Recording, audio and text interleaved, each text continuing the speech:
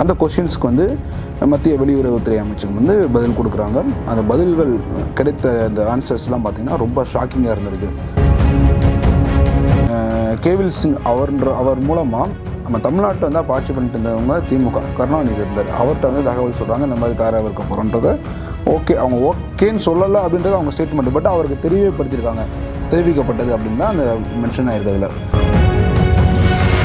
இந்த மாதிரி வந்து நான் வந்து எதிர்ப்பு தெரிவித்தேன். என்னுடைய எதிர்ப்பையும் மீறி தான் அவங்க வந்து கச்சத்தீவை வந்து இலங்கைக்கு கொடுத்துட்டாங்க. இருந்தாலும் நான் அதில் வந்து சில விஷயங்களை கொண்டு வந்தேன். என்ன கொண்டு வந்தேன்னா, மீனவர்கள் வந்து அங்கே வந்து மீன் வலைகள் எல்லாம் வளர்த்தலாம் அப்படின்றது, அதெல்லாம் நான் தான் கொண்டு வந்தேன் அப்படின்றாரு. இது 1976 நீக்கிட்டாங்க. 10 வருஷமாக என்ன சொல்கிறாங்க டிஎம்கே, எங்களுக்கு தெரியாது, எங்களுடைய எதிர்ப்பை மீறி அவங்க கொடுத்துட்டாங்க அப்படின்ற மாதிரி சொல்கிறாங்க. சரி, எதிர்ப்பை மீறி கொடுத்தவர்கள் யார்? காங்கிரஸ். அவர்களுக்கு ஆதரவாக செயல்படுவது இப்போ யார் அப்படின்னு கேட்டிங்கன்னா, மக்கள் நீங்களே முடிவு எடுத்துக்கலாம். அனைவருக்கும் வணக்கம். கச்சத்தீவு வந்து 1974 இலங்கைக்கு தாரை வார்க்கப்பட்டது உங்கள் எல்லாருக்குமே தெரியும். 1974 இப்போ 2024 வரைக்கும் எல்லா தேர்தல் நேரங்களில் ஃபுல்லாக பார்த்தீங்கன்னா எல்லா கட்சிகளுமே இந்த ஒரு பிரச்சனையை எடுத்து பேசுவாங்க. அது அரசியல், இந்த எலெக்ஷன் நேரம் வரும்போது மட்டும் இந்த அரசியல்வாதிகள் இதெல்லாம் எப்படி எடுத்து பேசுகிறாங்கன்றது எனக்கு தெரியல. பட் இருந்தாலும் அவர்கள் என்ன பேசினார்கள், என்னென்ன விஷயங்கள் அதில் நடந்துச்சு அப்படின்றத தெளிவாக பார்த்துடலாம். உங்கள் எல்லாருக்குமே தெரியும், 1974 கச்சத்தீவு வந்து இலங்கைக்கு தாரை வார்க்கப்பட்டது. அப்போ வந்து காங்கிரஸில் தான் ஆட்சியில் இருந்தாங்க. இது சம்மந்தப்பட்டு ஒரு ஆர்டிஐ வந்து அண்ணாமலை அவர்கள், பாஜகவினுடைய மாநில தலைவர் அண்ணாமலை அவர்கள் வந்து ஒரு ஆர்டிஐ ஒன்று கேட்குறாரு, ஒரு கொஷின்ஸ் கேட்குறாரு. அந்த கொஷின்ஸ்க்கு வந்து மத்திய வெளியுறவுத்துறை அமைச்சகம் வந்து பதில் கொடுக்குறாங்க. அந்த பதில்கள் கிடைத்த அந்த ஆன்சர்ஸ்லாம் பார்த்திங்கன்னா ரொம்ப ஷாக்கிங்காக இருந்திருக்கு. பிரதமர் மோடியே அதை குறித்து நிறைய கருத்து தெரிவிச்சிருக்கிறாரு. காங்கிரஸினுடைய தலைவர் மல்லிகார்ஜுன கார்கே அவரும் கருத்து தெரிவிச்சிருக்கிறாரு. ஸோ ஓகே, அந்த ஆர்டிஐயில் அந்த தகவல்கள் என்ன அப்படின்னு பார்ப்போம்னா, பார்த்திங்கன்னா 1961 மே மாதம் வந்து இந்த கச்சத்தீவு விவகாரம் வந்து வெடிக்குதுன்னா இருக்குது, அதுக்கு முன்னாடி இருந்த பிரச்சனை இருக்குது. 1961 நேரு அவர்கள் தன்னோட நிலைப்பாட்டை வெளிப்படுத்துகிறாரு. எப்படி காட்டுறாருன்னா, இந்த மாதிரி அது ஒரு குட்டி தீவு, இதை குறித்துலாம் வந்து நீங்கள் பெருசெல்லாம் பேசணுன்ற அவசியம் இல்லை. ரெண்டாவது, தொடர்ந்து நீங்கள் நாடாளுமன்றங்களில் இந்த கச்சத்தீவு பிரச்சனையை பேசுகிறத நான் விரும்பலை. கச்சத்தீவை வந்து அதனுடைய உரிமையில் விட்டு கொடுக்கவும் நான் தயங்க மாட்டேன் அப்படின்ற மாதிரி நேரு அவர்கள் பேசுகிறாரு. இந்த தகவலுமே ஆர்டிஐலேருந்து தான் அவங்களுக்கு கிடைக்கிது. இது நாடாளுமன்றத்தில் அவங்க பேசினது. அதுக்கப்புறம் 1974 ஜூன் மாதம் வெளியுறவுத்துறை செயலாளர் கேவில் சிங் அவர் மூலமாக நம்ம தமிழ்நாட்டை வந்து அப்போ ஆட்சி பண்ணிட்டு இருந்தவங்க திமுக கருணாநிதி இருந்தார். அவர்கிட்ட வந்து தகவல் சொல்கிறாங்க, இந்த மாதிரி தாராக இருக்க போகிறோன்றதை ஓகே அவங்க ஓகேன்னு சொல்லலை அப்படின்றது அவங்க ஸ்டேட்மெண்ட். பட் அவருக்கு தெரிவிக்கப்பட்டது அப்படின்னு தான் அந்த மென்ஷன் ஆகிருக்கிறதுல. கருணாநிதி அவர்கள்ட்ட தெரிவிச்சுட்டு இலங்கைகிட்ட வந்து கச்சத்தீவை தாரையை வார்த்துட்டாங்க. இது நடந்தது 1974 ஜூன் மாதம். இது எப்படி நடக்குது அப்படின்னு பார்த்தீங்கன்னா, இந்திரா காந்தி அம்மையார் வந்து எதிர்கட்சிகளுடைய எதிர்ப்பு எல்லாத்தையுமே மீறி இவங்க வந்து இந்த விஷயத்தை பண்ணுறாங்க. இது வந்து அப்போ இருந்த எல்லா அரசியல் கட்சிகளும் கிட்டத்தட்ட பார்த்திங்கன்னா திமுகவும் திட்டுச்சுன்னு சொல்கிறாங்க. பட் எனக்கு எந்த அளவுக்கு உண்மை அப்படின்றது என்னால் புரிஞ்சிக்க முடியல.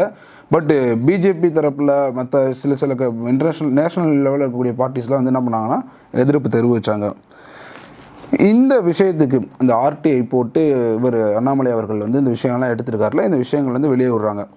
பயங்கர ஷாக்கிங்காக இருக்குது இந்த விஷயங்கள்லாம் கேட்கும்போது. இது வந்து இந்திரா காந்தி அம்மையார் தான் ஓப்பனாக வந்து என்ன பண்ணியிருக்காங்க, தாரையை வார்த்துருக்காங்க. இத்தனை இவங்களோட எதிர்ப்பெல்லாம் மீறி. அதில் குறிப்பாக பார்க்கணும்னா கேபிள் சிங் மூலமாக இவருக்கு கருணாநிதி அவர்களுக்கு தெரிவிக்கப்பட்டிருக்கு, இது இலங்கைக்கு வந்து நாங்கள் கச்சத்தீவை கொடுக்க போகிறது தெரிவிக்கப்பட்டிருக்கு அப்படின்றது ஒரு முக்கியமான தகவல் வெளியே வருது.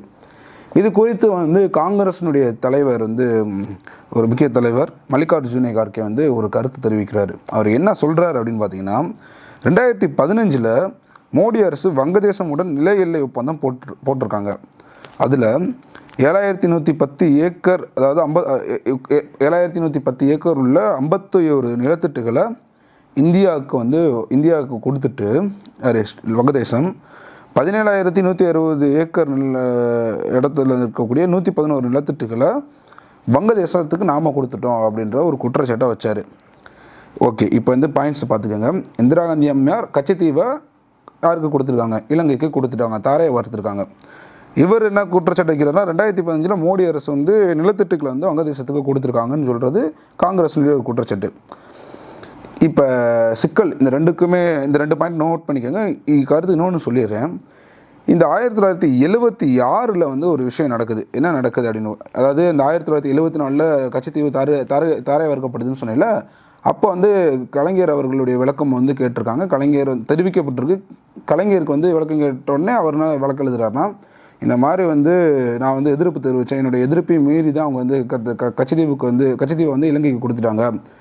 இருந்தாலும் நான் அதில் வந்து சில விஷயங்களை கொண்டு வந்தேன். என்ன கொண்டு வந்தேன்னா, மீனவர்கள் வந்து அங்கே வந்து மீன் வலைகள் எல்லாம் வளர்த்தலாம் அப்படின்றது, அதெல்லாம் நான் தான் கொண்டு வந்தேன் அப்படின்றாரு. இது 1976 நீக்கிட்டாங்க. ஏன் நீக்கினாங்கன்னா, அப்போ தமிழ்நாட்டில் வந்து ஆளுநருடைய ஆட்சி இருந்துச்சு இப்படின்றது ஒரு ஸ்டேட்மெண்ட். இப்போ நான் சொன்ன ஸ்டேட்மெண்ட்டுக்கு வாங்க. 1974 கச்சத்தீவை காங்கிரஸ் வந்து இலங்கை கொடுத்தது ஒரு பிரச்சனை. 2015 மோடி அரசு இந்த நிலத்தட்டுகளை பகிர்ந்துக்கிட்டது ஒரு பிரச்சனைன்னு சொல்லிட்டு 2 பேருமே மாற்றி மாற்றி சொல்கிறாங்க. ஜெயலலிதா அவர்கள் என்ன சொல்லியிருக்காங்க இதை பற்றி அப்படின்றத நம்ம பார்க்க வேண்டியது இருக்குது. 1960 பெருபாரி வழக்கில் வந்துட்டு நீதிமன்றம் என்ன சொல்கிறாங்கன்னா, ஒரு நாட்டினுடைய ஒரு பகுதியை இன்னொரு நாட்டுக்கு நீங்கள் கொடுக்கணும் அப்படின்னா, நீங்கள் நாடாளுமன்றத்திட்ட போய் ஒப்புதல் வாங்கி சட்டத்தை திருத்தம் பண்ணி அதில் ஒப்புதல் வாங்கிட்டு நீங்கள் பண்ணலாம் அப்படின்ட்டு இருக்காங்க.